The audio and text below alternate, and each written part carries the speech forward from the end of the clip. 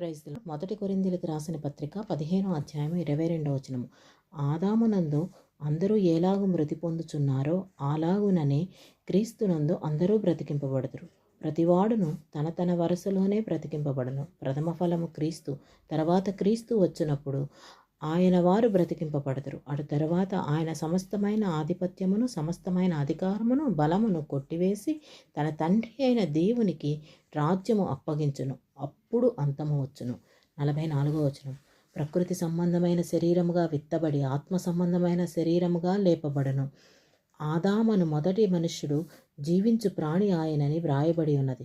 కటపడి ఆదాము జీవింపచేయు ఆత్మ ఆయను. ఆత్మ సంబంధమైనది మొదటి కలిగినది కాదు, ప్రకృతి సంబంధమైనదే మొదట కలిగినది, తరువాత ఆత్మ సంబంధమైనది.